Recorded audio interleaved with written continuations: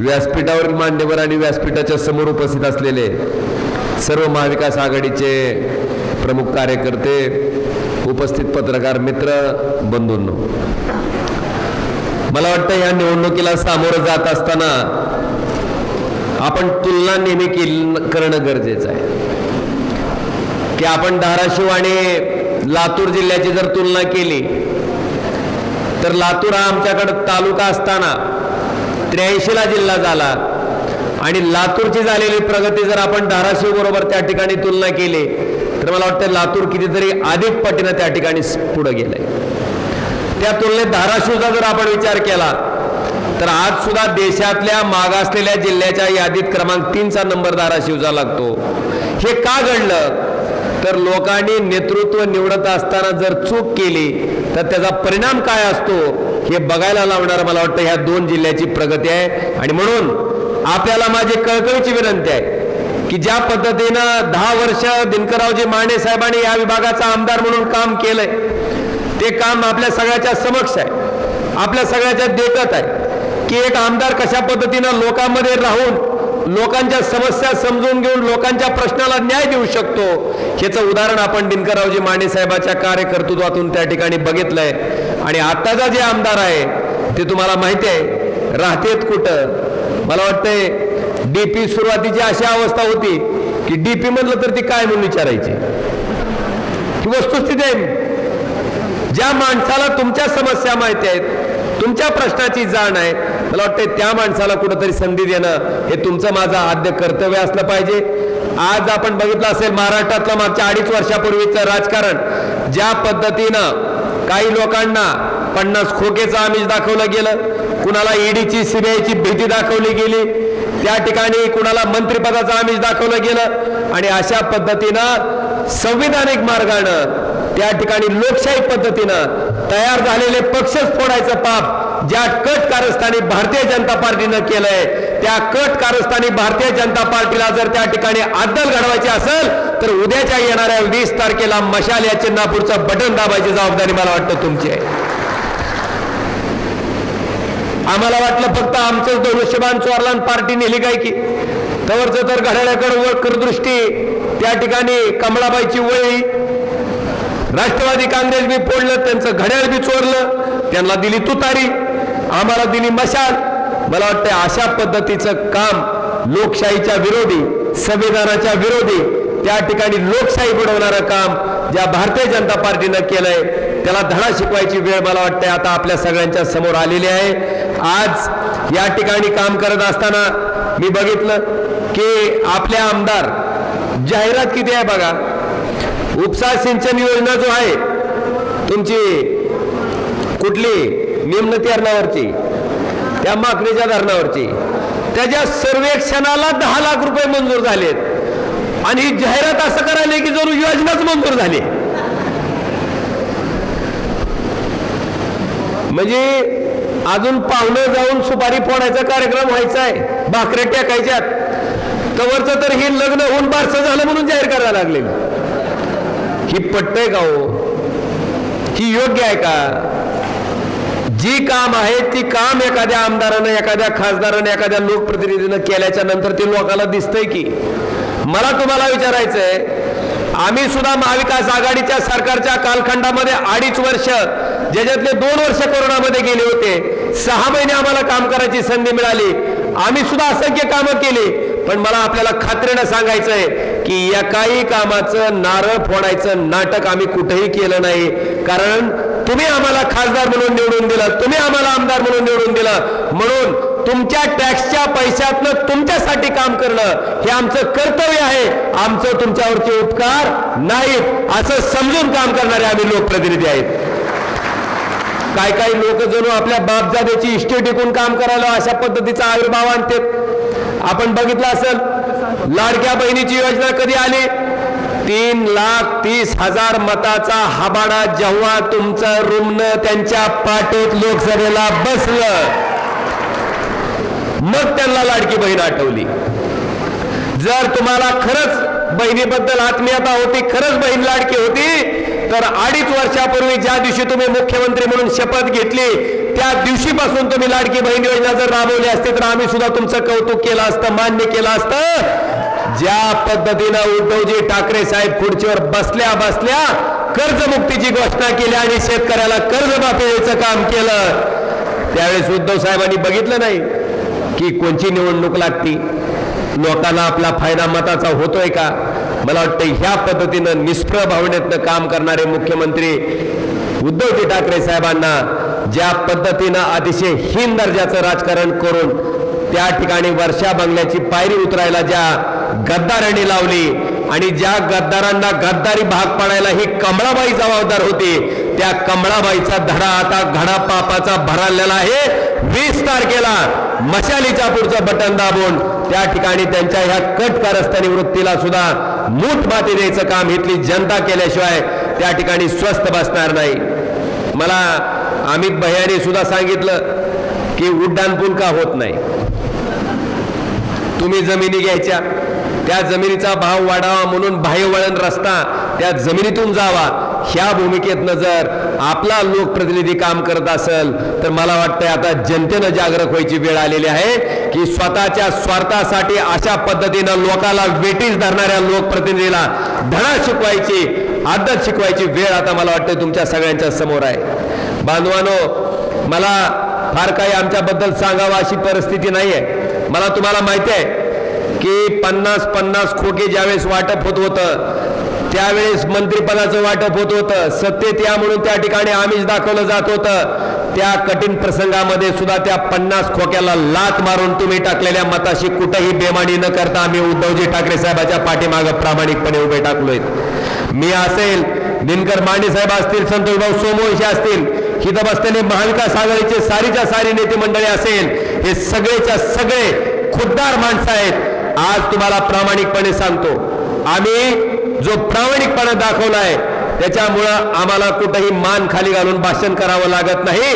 ताट मानेनं तुमच्या समोर येऊन त्या ठिकाणी तुमचे मतं मागायचा अधिकार, नैतिकता त्या ठिकाणी आमच्यामध्ये शिल्लक आहे.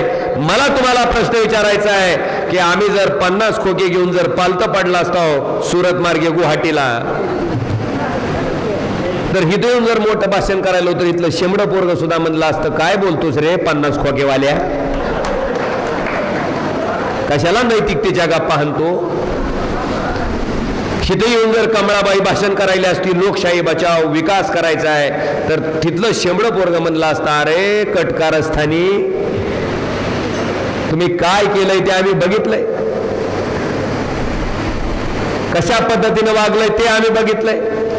बांधवानो, ह्या सगळ्याचा हिशोब आता तुम्हाला घ्यायची जबाबदारी आहे. मी फार काही सांगावं अशी आवश्यकता नाही.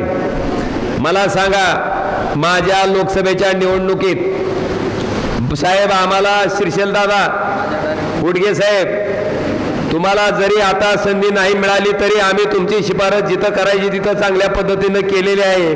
मला वाटतंय महाविकास आघाडीचं सरकार आल्याच्या नंतर तिथं सुद्धा तुम्हाला तुमचं नेतृत्व न्याय दिल्याशिवाय राहणार नाही. आज खऱ्या अर्थानं संतोष भाऊचं सुद्धा या ठिकाणी आभार व्यक्त केलं पाहिजे की त्या कुठल्याही आमिषाला बळी न पडता ह्यांच्या मागे बी लागलीच होती. अरे पण संतोष भाऊनं दाखवून दिलं की मी बाळासाहेबाचा सच्चा, उद्धव साहेबाचा सच्चा निष्ठावंत सैनिक आहे. त्या ठिकाणी अशा पद्धतीनं कुठल्याही आमिषाला बळी न पडता ठामपणे आज महाविकास आघाडीचे उमेदवार दिनकररावजी माने साहेबाच्या पाठीमागे उभं राहायचं काम संतोष भाऊनी सुद्धा केलं. त्यांचं सुद्धा मी या ठिकाणी हार्दिक अभिनंदन करतो. आणि भाऊ, तुमचा फॉर्म निघाल्या त्यांच्या खाली आता असा ॲटोम बॉम्ब वाजलाय, आता सुधारच बसन आहे, मोठा आहे का नाही. तुम्ही बघितले असेल कशी घाबरगुंडी उडाली आता, ती प्रयत्नातच होत. आता तुम्हाला सांगतो, 68 गावाच्या बाबतीत आम्हाला नेहमीच चिंता असायची, पण श्रीशैल दादा तुम्ही जे एकोप्यानं त्या ठिकाणी त्या गावात कष्ट घेतलंय त्या कष्टाचं फळ उद्याच्या 20 तारखेला आमच्या महाविकास आघाडीच्या उमेदवाराच्या मताधिक्याच्या माध्यमातून दिसल्याशिवाय राहणार नाही.